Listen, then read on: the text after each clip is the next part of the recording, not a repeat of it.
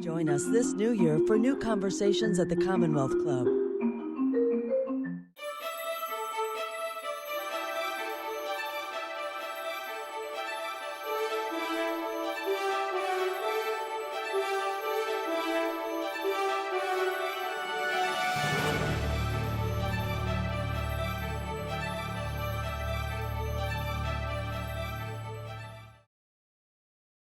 Present to you.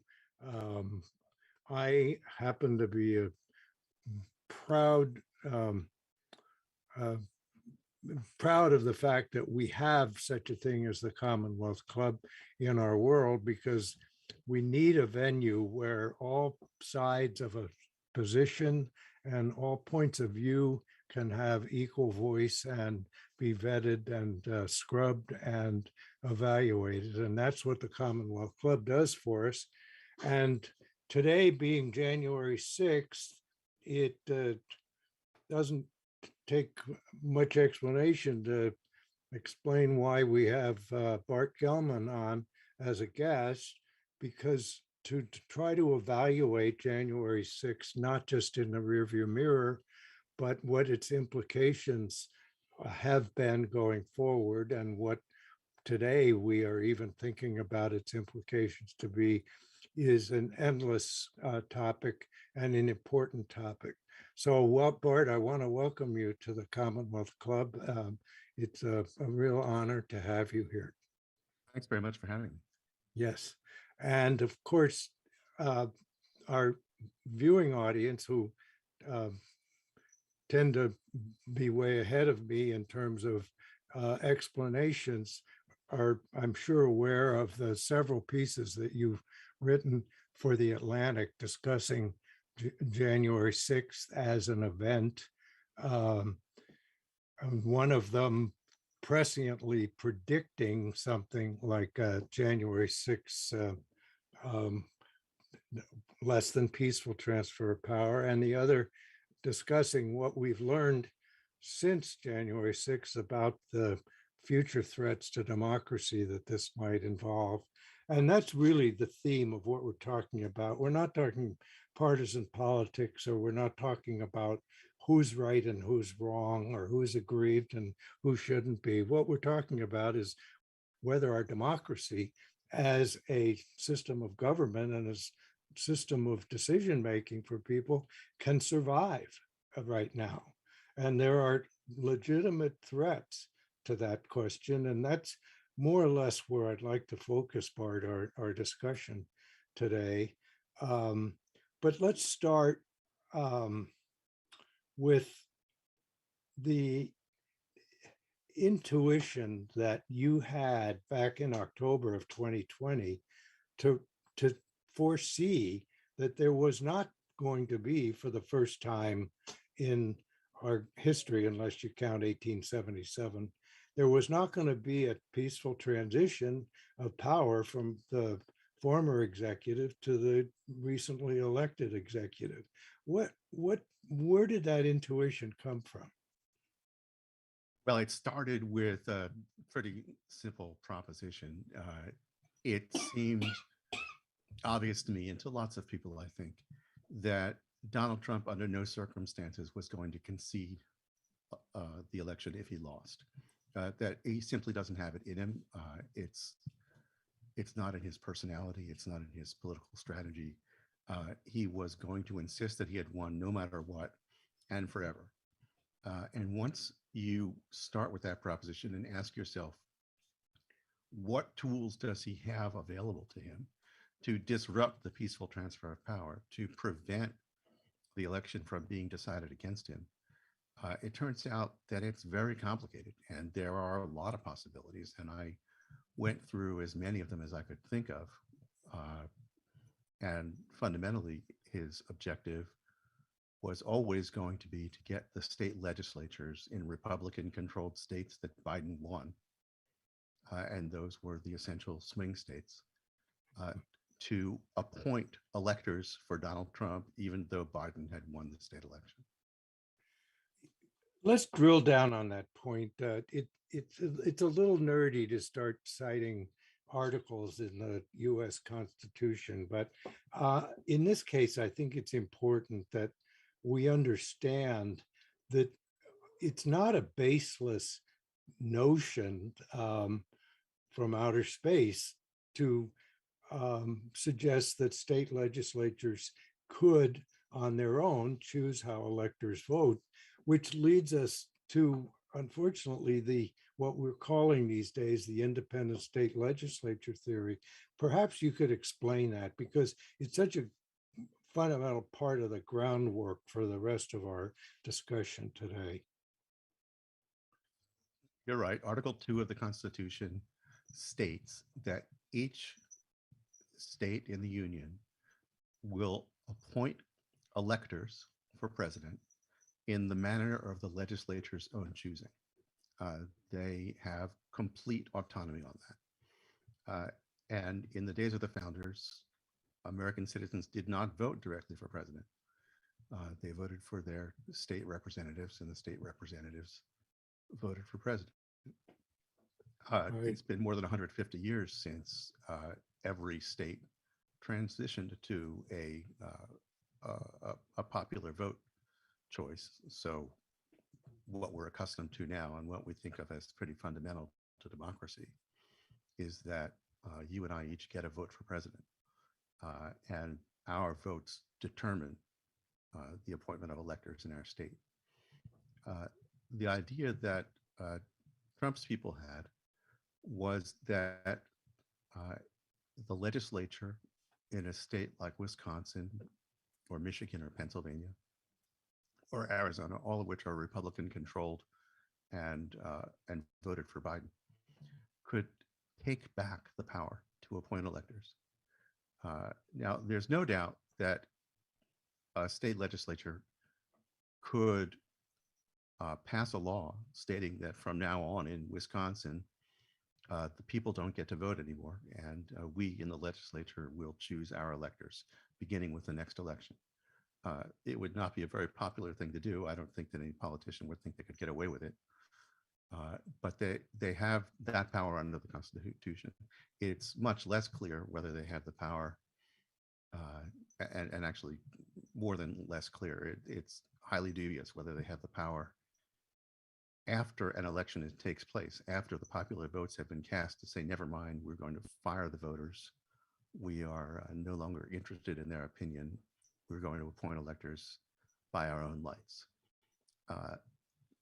There are intermediate positions that you could take on that. And the independent state legislature doctrine states that the power of the legislature is plenary or unlimited and unbounded to appoint electors. And therefore, if, for example, county election authorities make any tiny change in the administration of elections that wasn't explicitly authorized by the state legislature, then the legislature can hold that the election did not proceed lawfully and then take back the power to appoint electors. It is a fringe theory, I would say. It's being pushed right now by lawyers affiliated with the Federalist Society. It is taking advantage of the strategic fact that 6 or 7 of the most important swing states in the country for presidential elections are governed by Republican state legislatures. And so if you give them the power, you are tipping the balance decisively in favor of the Republicans. There are 4 Supreme Court justices who have shown some sympathy with the independent state legislature doctrine in cases where it wasn't directly on point, but in dicta or in dissent, they've shown sympathy for the idea, and we don't know what Amy Coney Barrett thinks. She's never been called upon to opine. So it could be that it comes back to the Supreme Court and something shifts in that direction. Yeah, just to add a footnote, the Justice Thomas feels that the doctrine is grounded in the 10th Amendment as opposed to any than in Article 2, which basically says that powers not expressly granted to the federal government are reserved to the state. So that would, if that were the applicable theory, that would give very wide sweep and credence to the right of the state legislature, whoever they are, whether they're Democratic or Republican, to just bypass the popular vote and legislate their own set of electors. So I just want to bore in on this because that was, at least by my take, and I want to cross check this with you, one of the underlying theories that stimulated a group of people around Trump to feel as though there was a way to bypass what we'll call the Electoral Vote Count Act and to have Pence basically certify the election for Trump. Um, so, but that took, it took a lot of people to be complicit. And I gather the complicity grew up around a very, some of it was just they just want to stay in power and keep their job. But a lot of the support that was external to the that day of certification 1 year ago today was the theory the election was stolen.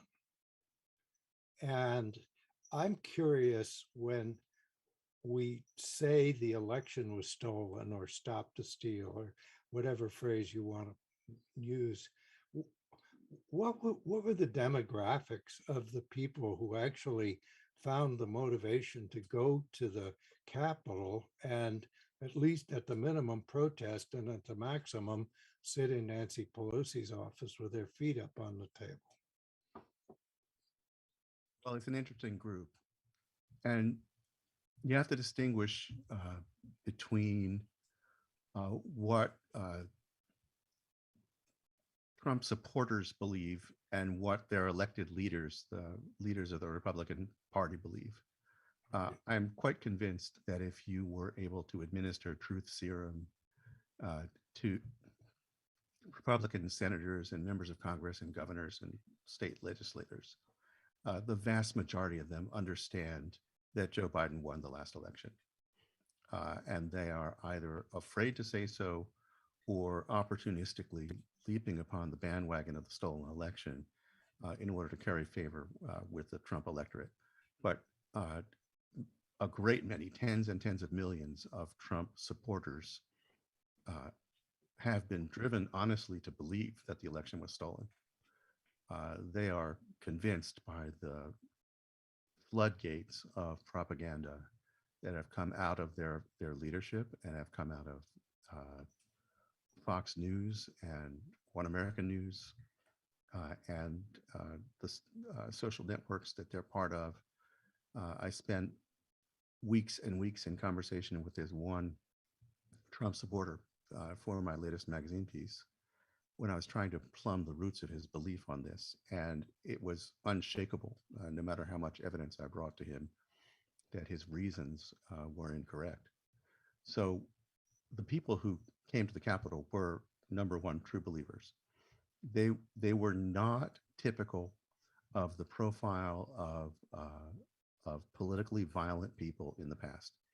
In U.S. history, including quite recent U.S. history, and actually around the world, according to experts who study this, political violence is committed largely by young men in their 20s, disproportionately unemployed, low educated, poor prospects in society.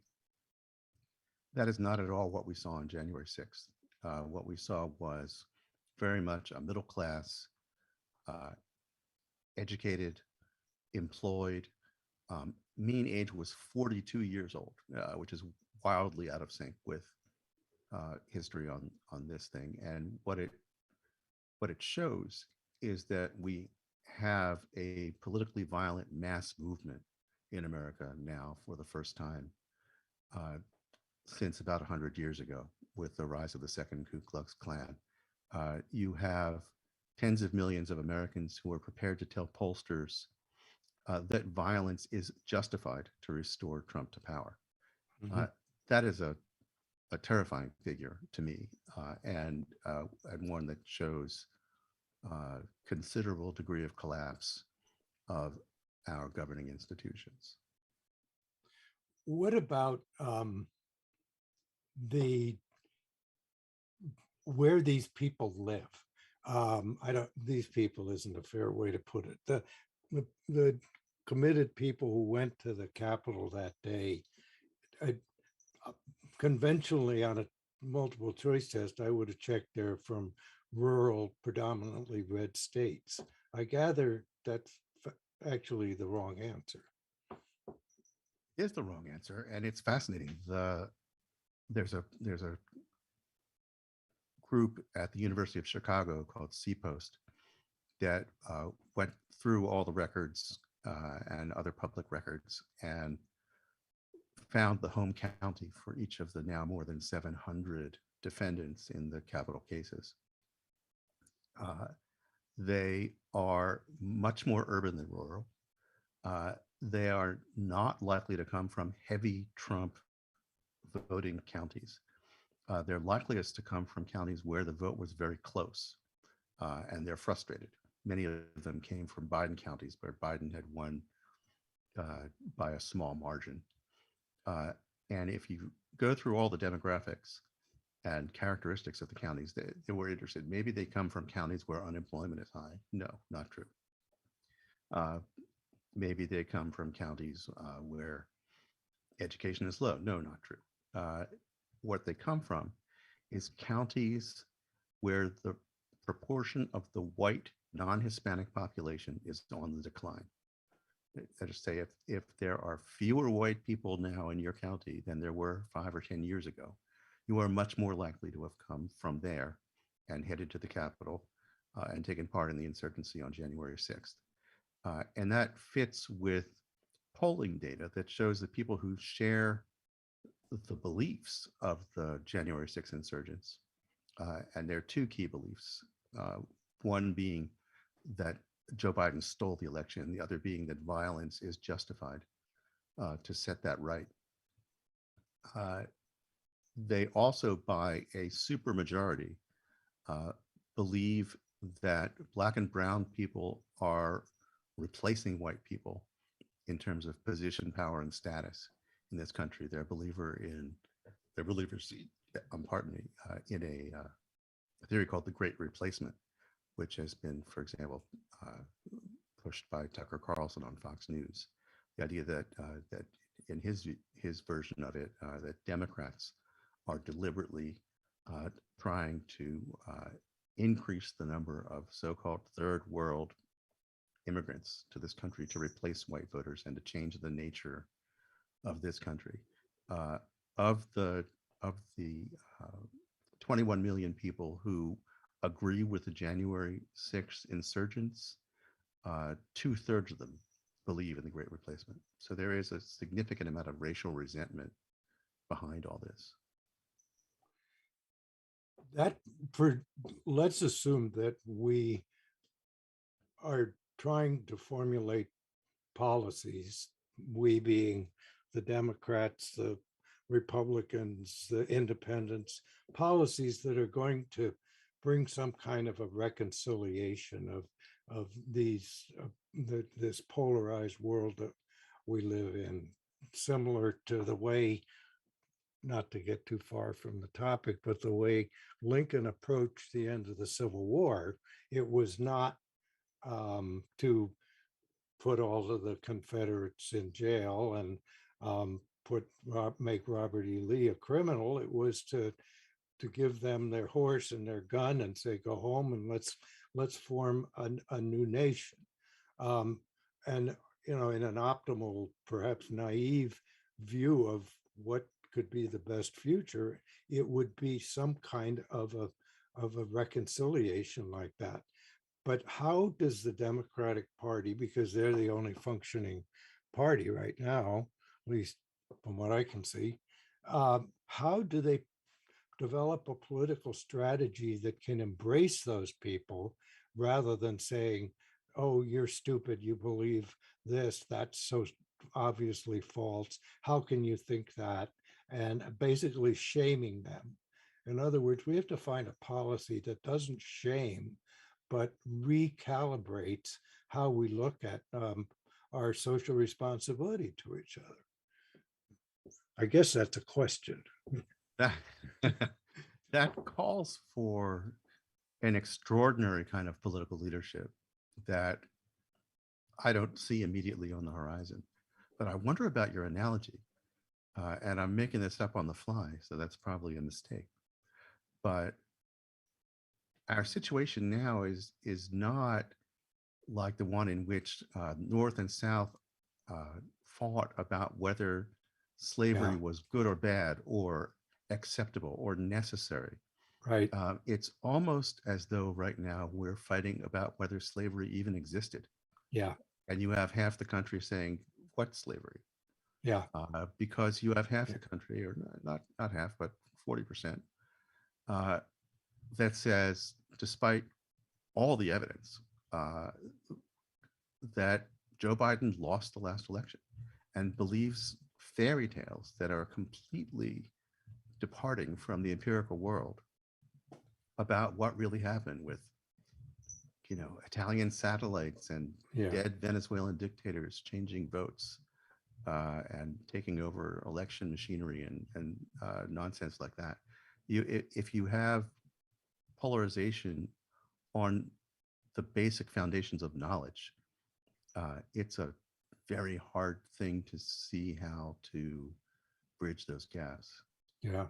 I agree with your polite qualification of my parallel, because the Confederacy did not deny Lincoln was elected. They just didn't like Lincoln's policies, and That's I right. agree, that's a different paradigm. What I but what I'm addressing is, and maybe there isn't an answer to this, but we're not going to win back the health of democracy by making one side admit they were wrong and misled and stupid. We're going to win it back by having people realize that fundamentally, as a nation, we have to live with the fact that we have disagreements. And we have to live with the fact that some of the problems for democracy to solve, like economic inequality or the effects of globalization, so forth, are challenging. And neither side really has the answer to it. But that has to be a common goal, to use an agreed upon system of government. So what I worry about is if people are so embedded in the correctness of their position, people like you or Anne Applebaum or George Packer or many of the other authors at the Atlantic can write very erudite articles describing the problem, but how many people's minds will you change by describing the problem? Yeah, the political scientists who study this right now say that although there are significant differences in policy among Americans on the two sides, they are not as fundamentally split on policy questions, on what we should be doing. Yeah. They are split affectively. That is to say, they hate each other. The polarization of hatred is much stronger than the polarization of policy, to the point where many people are convinced that only violence can solve the problem. Of course, the question I would ask is, how does violence solve the problem? Yeah, well, I mean, another civil war is not happening because we're not divided geographically. There's no North and South. Right. As we just said, the insurrectionists from January 6th came from cities, and they came from places where Biden won. They're living among us. If us is people who were not part of that. Yeah. And,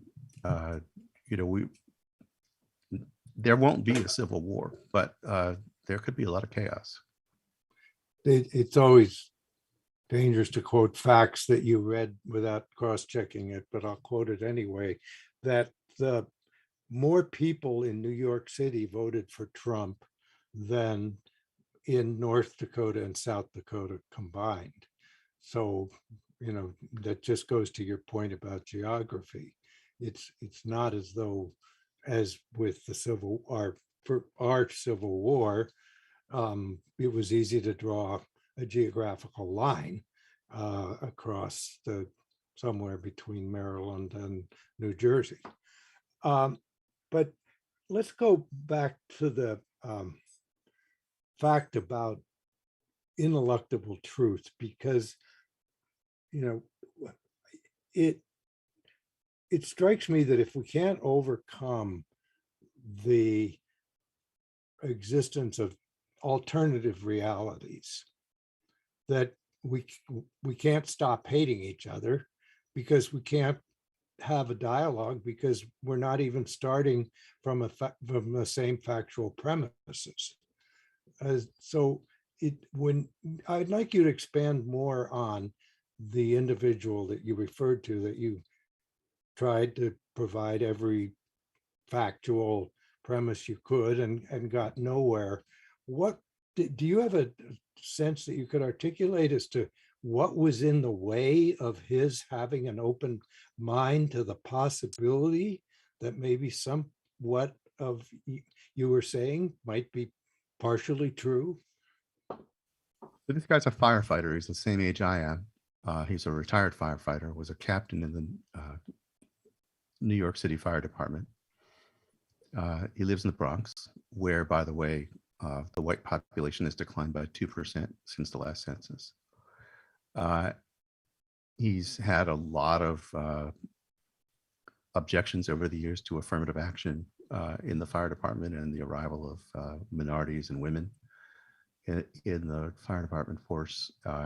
And he showed up wearing his full dress uniform, which, by the way, he wasn't supposed to do, at a political event in favor of the January 6th defendants, Justice for January 6th. This what would have been a completely fringe group, which has now been embraced by many Republican elected officials, that says that that the January 6th defendants are being oppressed and are patriots and need to be released. And he said he knew the election was stolen. I said, so if you're willing to work with me here, let's talk about how you know that.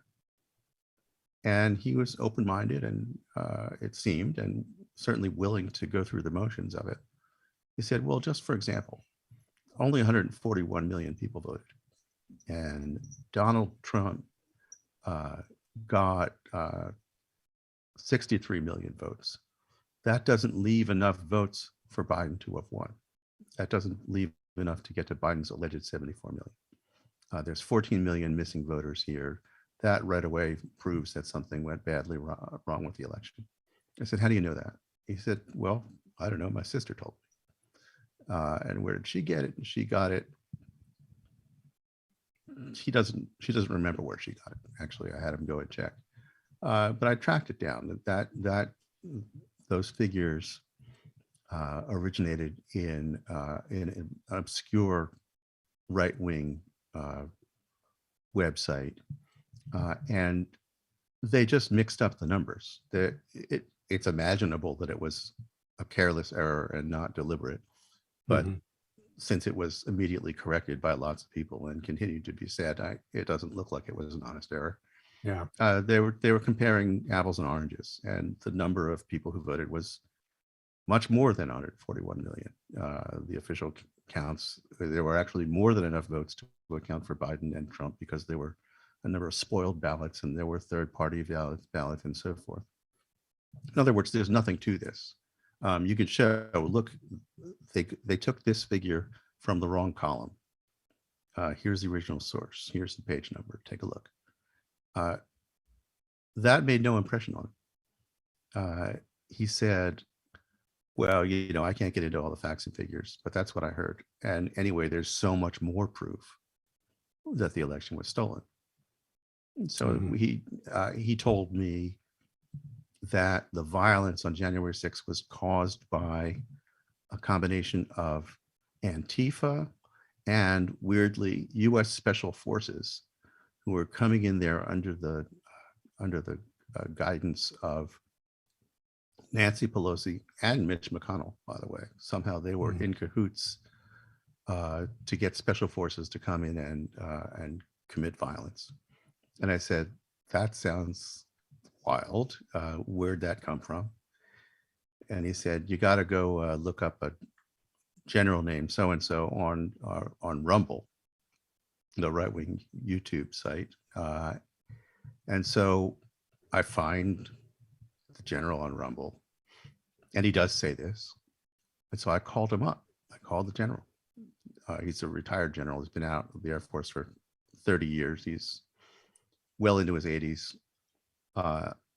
And I say to him, how do you know there were special forces there?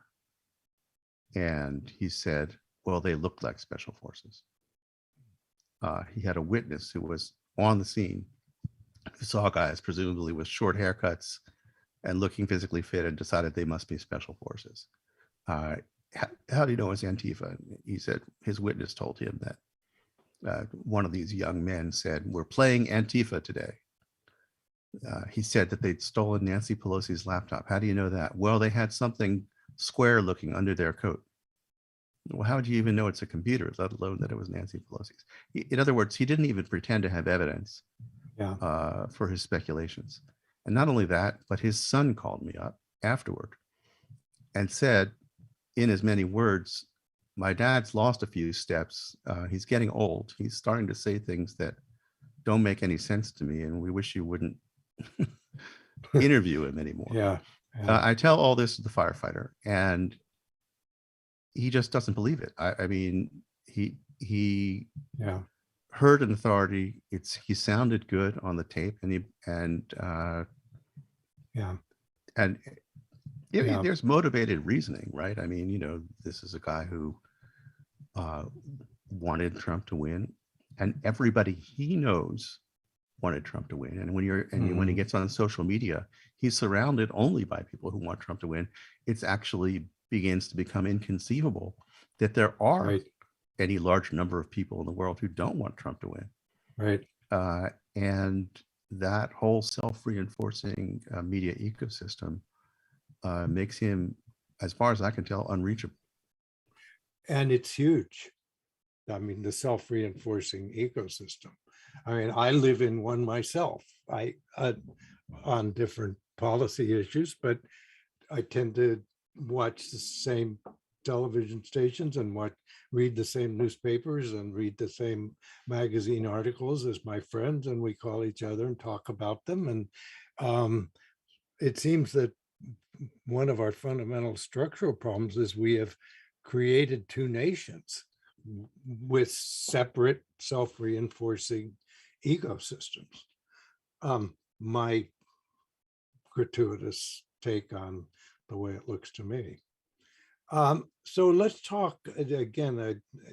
The basic theme here is the challenge to our democracy and its ability to preserve to me, what is a fundamental quality of democracy is the use of elections to choose your representatives and public confidence that those representatives have been fairly and honestly selected.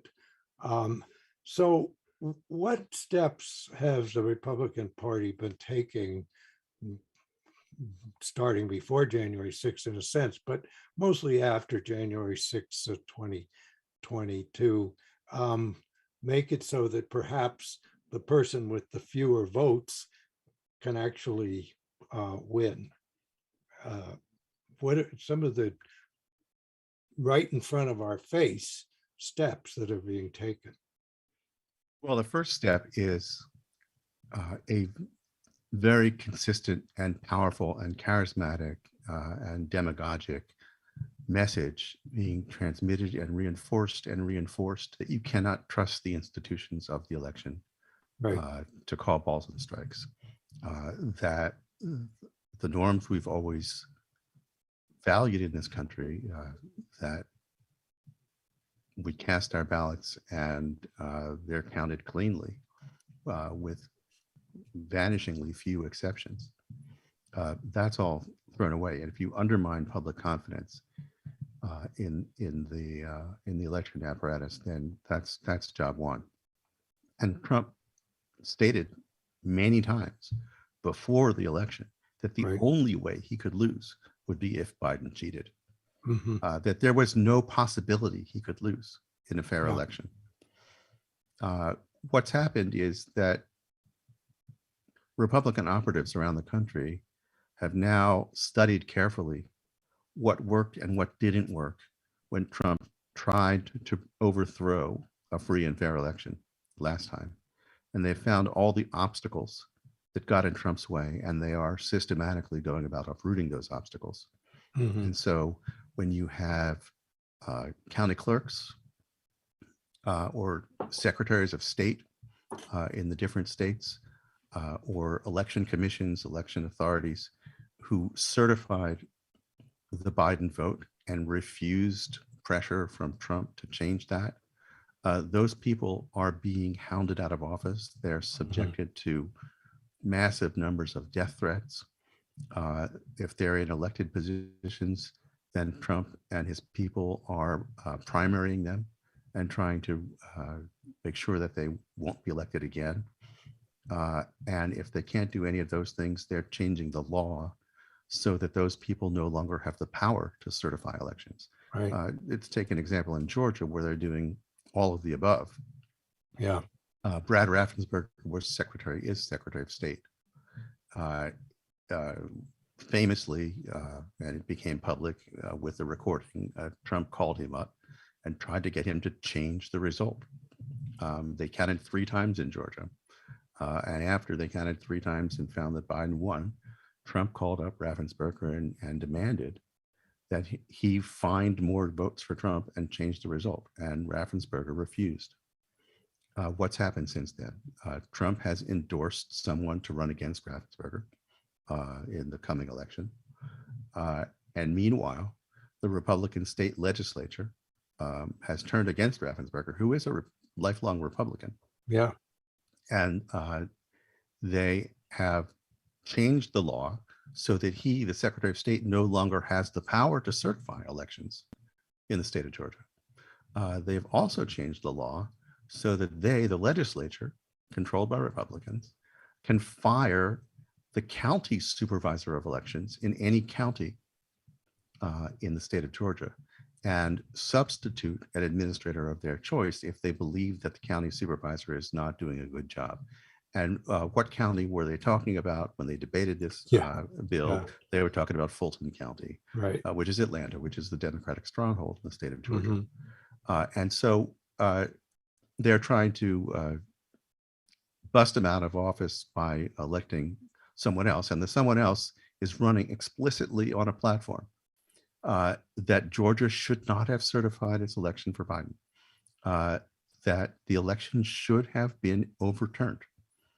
This is an extraordinary thing for even one person to do.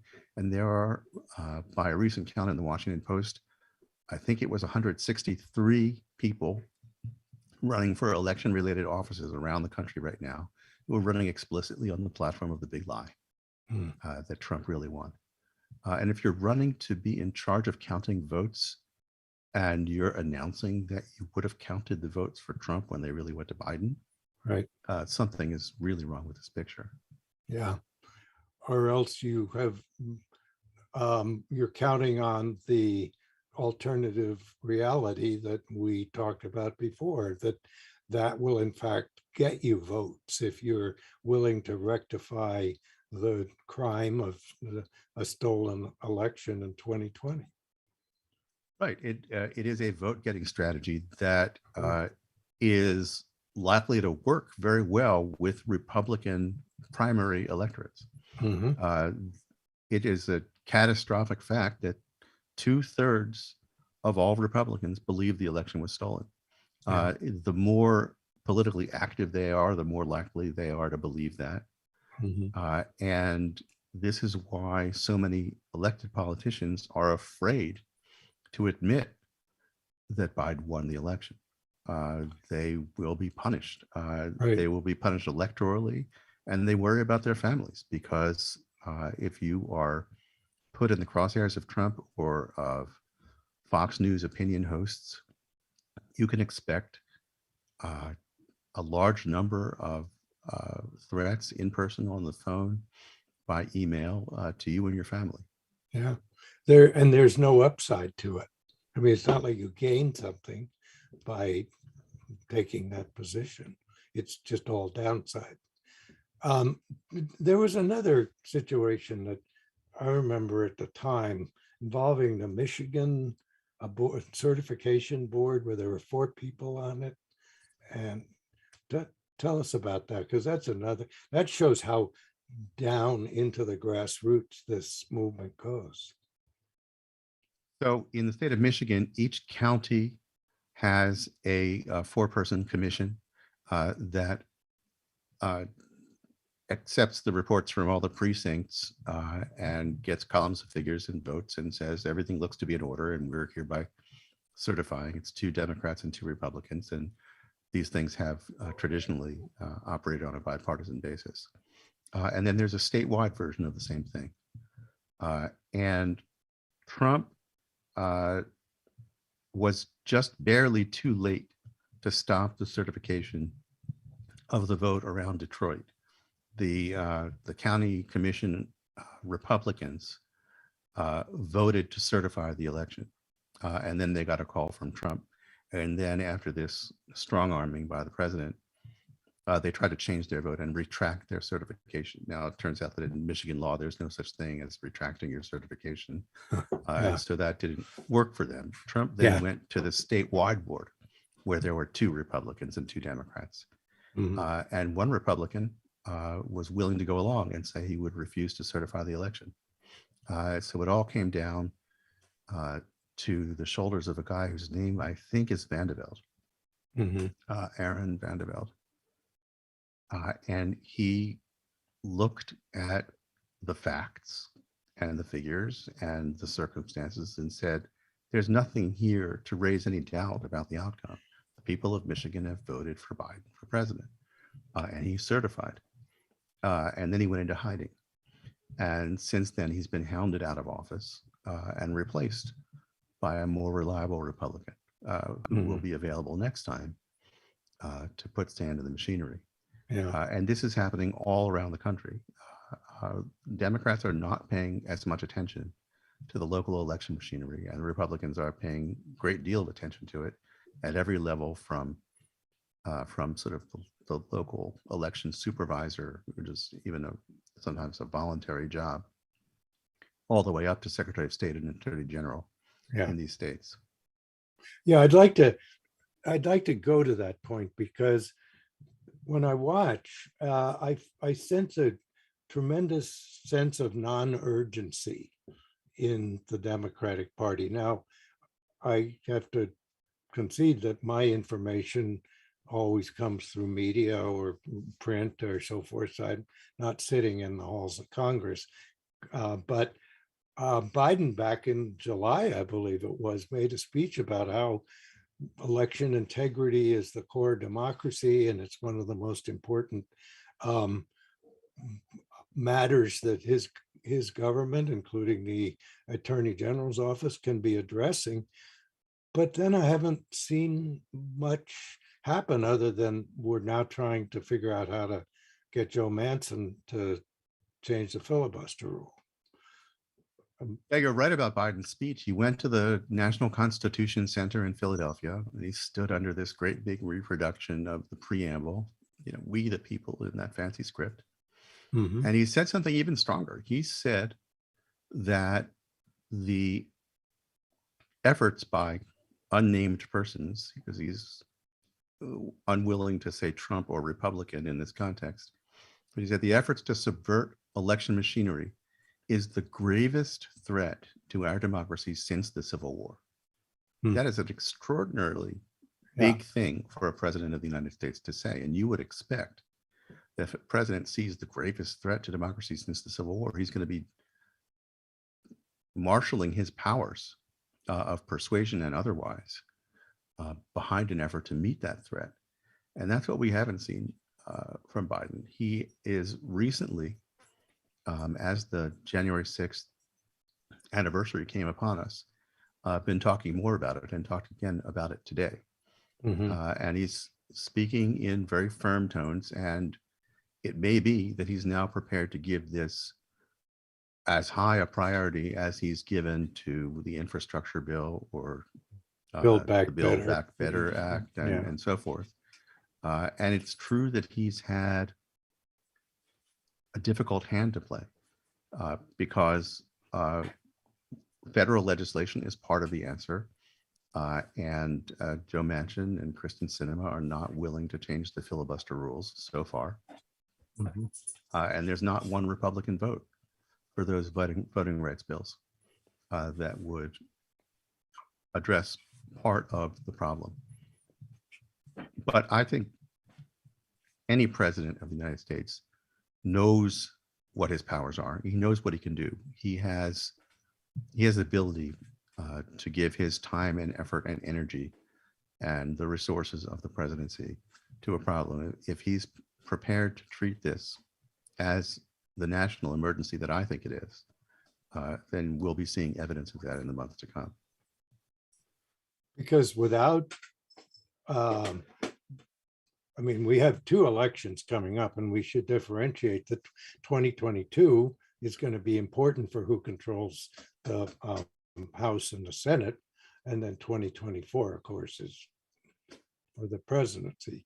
But if he cannot get a voting rights bill through that at least creates the philosophy of one person, one vote, and fair representation, and a lot of the phrases we like to talk about when we praise our system of government. On the Build Back Better and the infrastructure bills and all those things don't matter. They're gone. They're toast because a Republican controlled executive and or legislative are going to cancel it. So I don't understand the triaging, I guess. I don't know why the voting rights bill isn't by some exponential factor the highest priority for the executive branch right now. Now, look, presidents can never do just one thing, and fixing the economy, addressing COVID, absolutely huge responsibilities of the president, and he could not have ignored. And they took huge efforts to make progress on. But I do believe he needs to give comparable degree of effort and first priority going forward to this, the creation of the machinery of election theft by a significant fraction of the Republican Party, and to the growth of a mass political movement that is tolerant of violence in this country, which is a cancer. And if he's not addressing those things, then the risks that our democracy unravels are meaningful. I mean, one thing, when you distinguish between the 2022 election and the 2024, the control of Congress will make an enormous difference potentially in the outcome of the presidential election 2 years later.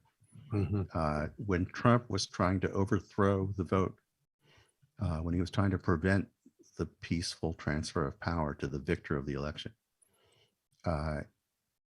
he targeted at the end, the reason why January 6th is a big anniversary for us, he targeted the electoral vote count in Congress.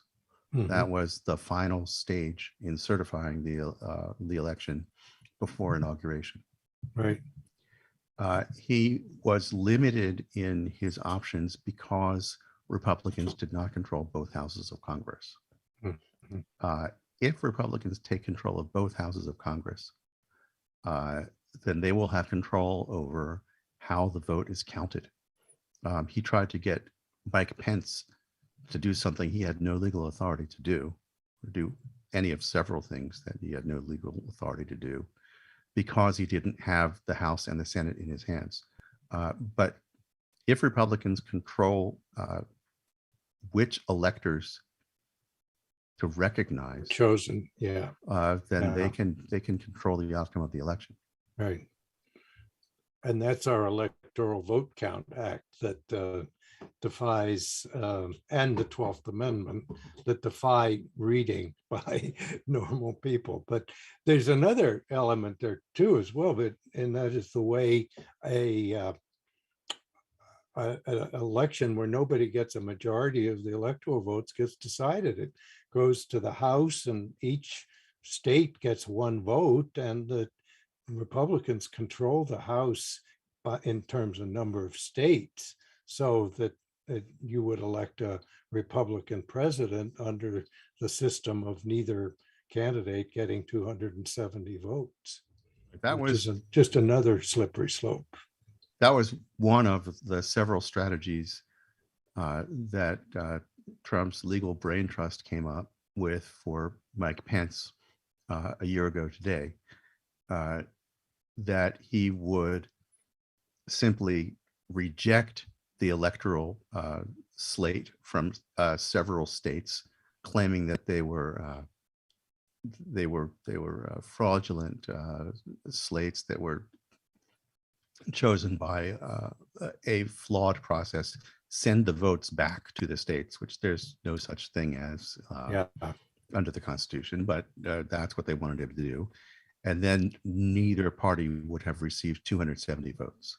At that point, according to the 12th Amendment, as you say, the election goes to the House of Representatives, and the House votes by state delegation. And even though the Democrats controlled the House, Republicans controlled 26 of the 50 state delegations there, Mhm. because of the way the arithmetic worked out. And so they would have presumably voted for Trump, notwithstanding the Electoral College voting for Biden. Right. That was one of the strategies that Pence refused to carry out. And it's another reason why 2022 matters.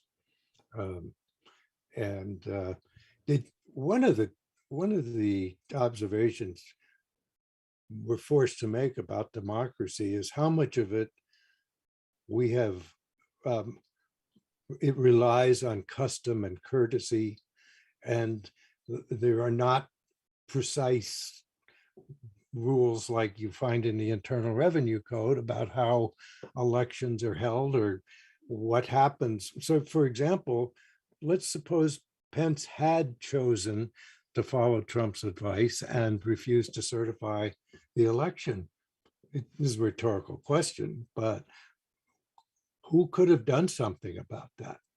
You know, but somebody would have, and it would have probably eventually gotten worked out, but there's nothing that covers that, right? Because we never conceive, in the way the Constitution and the Electoral Count Vote Act is written, that could happen.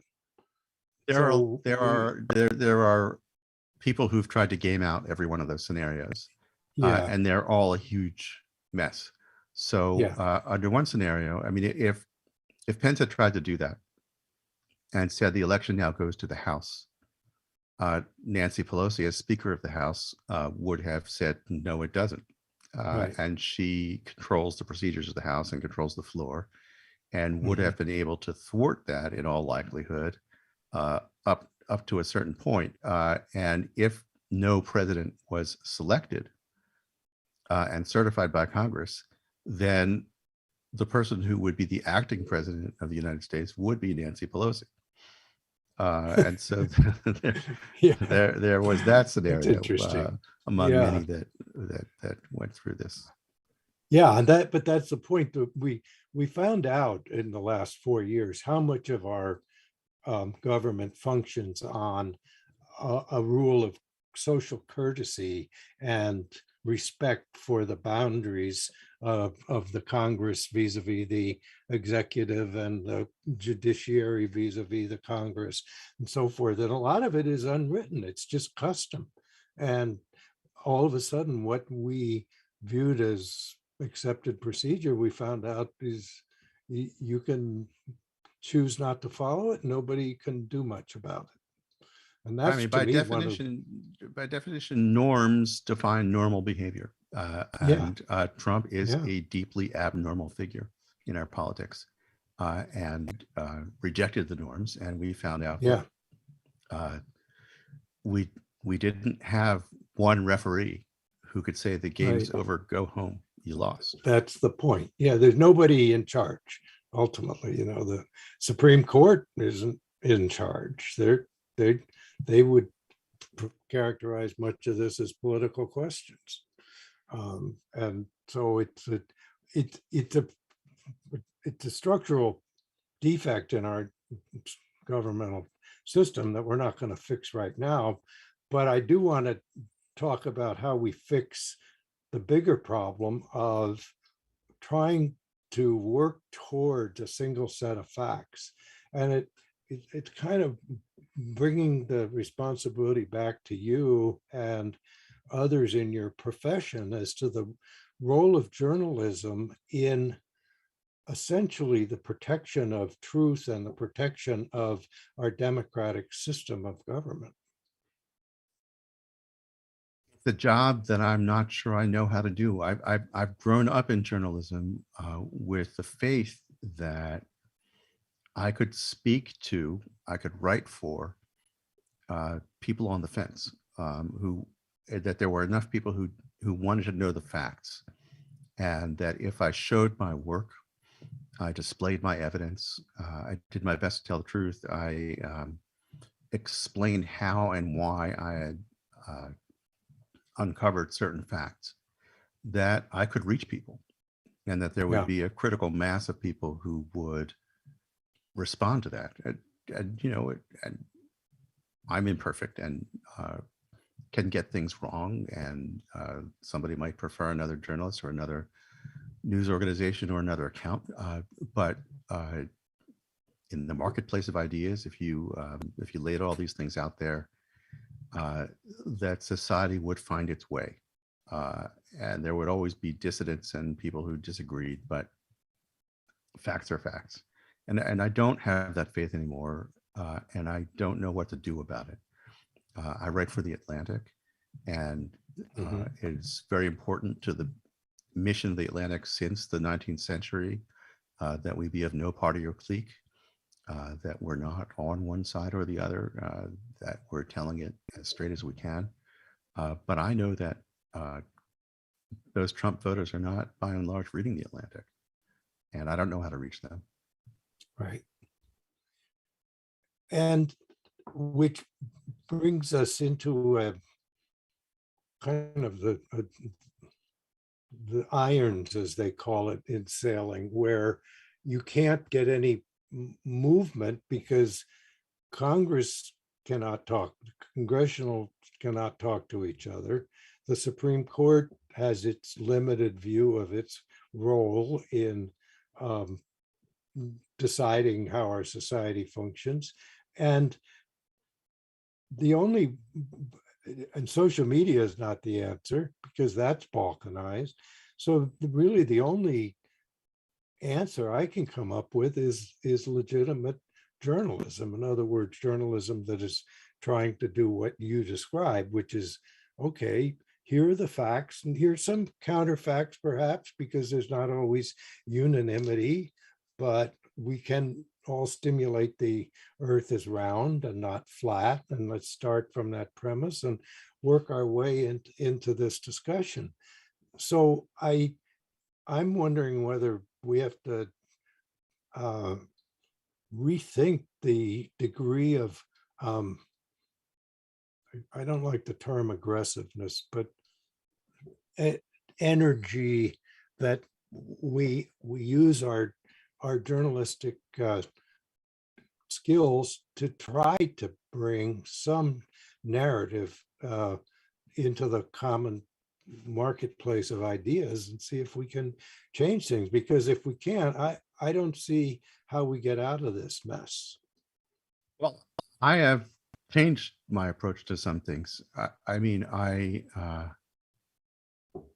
grew up in journalism, believing that you have to show all sides, that you have to keep perspective and opinion out of a straight news story,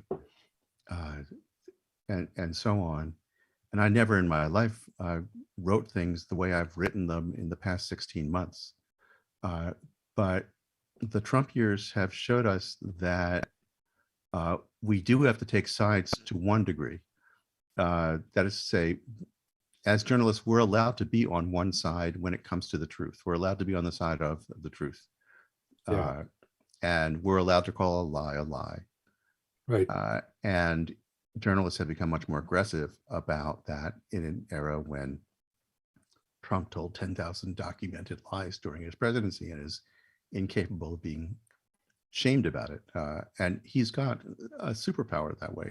He's good at it. He's remarkably good at it. He's good at it in a way that I haven't seen any other politician able to duplicate. I mean, anybody would like to be able to get away with anything and never apologize, never explain, move on to the next subject. But nobody's pulled it off the way he had. And so it becomes the responsibility of journalists to identify a lie. And we're also allowed to be on the side of democracy. We're allowed to be on the side of the people get to vote and get to make a choice, and no one gets to overturn their vote. That's a value that we're allowed to stand behind. And that's what the journalism I've been doing in the Atlantic for the past year and a half has been pro-democratic in the small d democratic sense. Yeah. And I've been warning quite sharply that we're in trouble and need to do something about it. Yeah.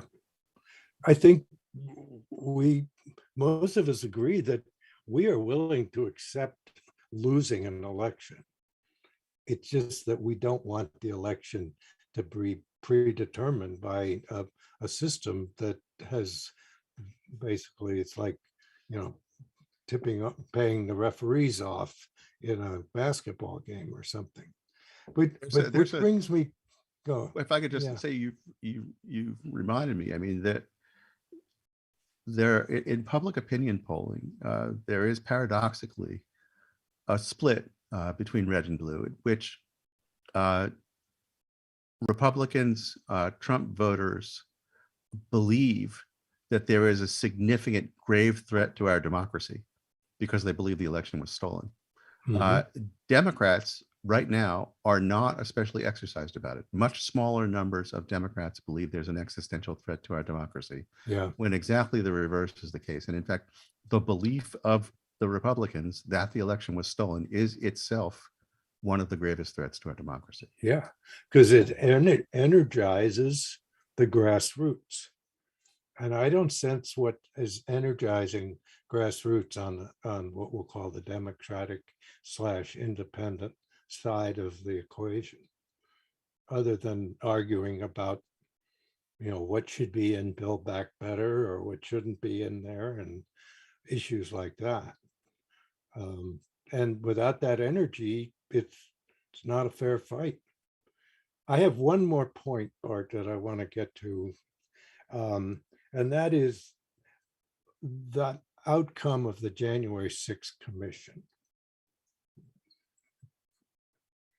How do you see that playing out? I don't mean what their report is. I mean the impact that their report will have on public opinion.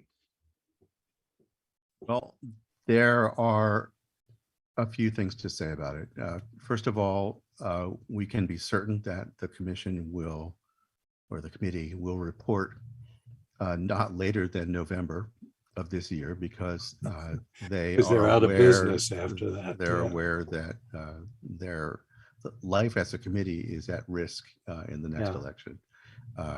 That if the Republicans take control of the House, that the committee will simply be disbanded. And if the report is at the printer waiting for the machines to start. Machines will not Won't start. start, yeah. So they will report before Congress can change hands. Republicans and Trump are doing their best to delegitimate the committee. They are going to say it's all a struggle for political advantage. And I think there is something to say that's in common between the committee and journalism, which is that startling facts have a power of their own. The committee is already showing signs of discovering important evidence about the overall plot to overthrow the election, not just exactly what happened inside the Capitol on January 6th, but what led up to it and how that fit into a larger plan to overthrow the election. That pre-existed January 6th. Yes, that pre-existed January 6th. And subpoena power is a marvelous thing. I've often wished for it as a journalist. They are, even in the course of not fully cooperating with committee, the former chief of staff, Meadows, has handed over 6,000 or 7,000 pages of documents. That's an extraordinary cache of material. And they're finding out things that nobody knows. And they will be able to tell a quite compelling tale.